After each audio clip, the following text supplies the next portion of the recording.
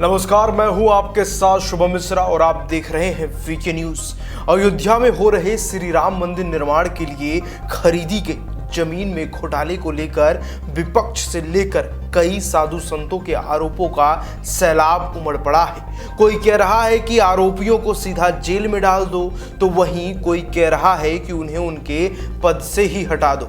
ऐसे में वो गूंगे भी बोल पड़े हैं जो राम मंदिर की जगह कुछ और ही बनाने की मांग कर रहे थे और इस पूरे तथाकथित रचित मामले को आग देने में लगे हुए हैं। इसी बीच सोशल मीडिया से लेकर टीवी चैनलों तक सिर्फ एक ही नाम मौसमी मेढकों की जुबान पर बार बार आ रहा है और वो नाम है राम मंदिर तीर्थ क्षेत्र ट्रस्ट के महासचिव चंपत राय का, जिनको लेकर अभी हाल ही में कांग्रेसी विचारधारा से प्रेरित शंकराचार्य स्वरूपानंद सरस्वती ने कहा कि वो एक भ्रष्टाचारी है। ऐसे में आपका ये जानना जरूरी हो जाता है कि आखिरकार चंपत राय हैं कौन और उन्हें क्यों राम मंदिर ट्रस्ट का महासचिव बनाया गया, ताकि आप भी फैसला ले सकें कि कौन बगुला है और कौन हंस। बता दें कि राम मंदिर आंदोलन और मां भारती के लिए अपना सब कुछ न्यौछावर करने वाले चंपत राय का जन्म सन 1946 में बिजनौर के नगीना तहसील के मोहल्ला सरायमीर में हुआ था। उनके पिता का नाम रामेश्वर प्रसाद बंसल था। बचपन से ही चंपत राय ने राष्ट्रीय स्वयंसेवक संघ का हाथ थाम लिया था और फिर उन्होंने ये हाथ कभी नहीं छोड़ा। संघ के आम कार्यकर्ता से वो एक दिन संघ के प्रचारक बने। इसी बीच वो प्रोफेसर की पढ़ाई कर धामपुर के आश्रम डिग्री कॉलेज में रसायन विज्ञान के प्रोफेसर भी बने और जब सन 1977 में तत्कालीन प्रधानमंत्री इंदिरा गांधी ने खुद को जेल जाने से बचाने के लिए आपातकाल लागू किया और सभी के मौलिक अधिकार छीन लिए गए, उस समय चंपत राय भी आपातकाल का विरोध करते हुए करीब 18 महीनों तक वो देश की अलग अलग जेलों में बंद किए गए। लेकिन उन्होंने मां भारती की सेवा और रक्षा के लिए आवाज उठाना नहीं छोड़ा और कई बार कांग्रेस की दमनकारी सरकार से लोहा लिया।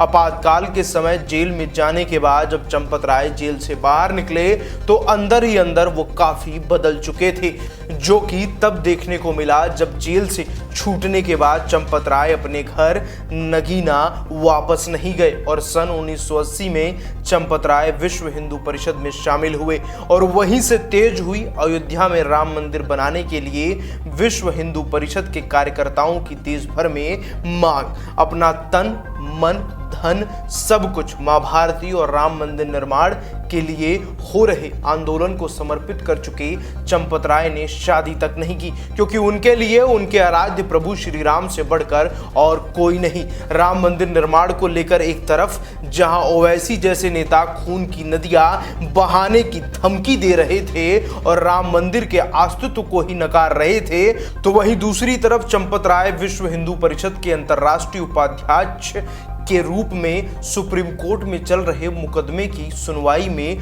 मुख्य पैरोकार और पक्षकार की भूमिका में राम मंदिर से जुड़े सभी महत्वपूर्ण साक्ष्य जुटाने और सुप्रीम कोर्ट में प्रस्तुत करने में जुटे हुए थे। और 9 नवंबर 2019 का वो ऐतिहासिक फैसला जब सुप्रीम कोर्ट ने अयोध्या में राम मंदिर बनने को लेकर मोहर लगाई और सभी राम भक्तों ने घर घर में दिया जलाया, तो इस जीत का चेहरा चंपत राय के सिर भी बधा, जिन्होंने कांग्रेस से लेकर वामपंथियों तक की कमर तोड़ दी थी। राम मंदिर के फैसले के बाद राम मंदिर ट्रस्ट का महासचिव चंपत राय को बनाया गया।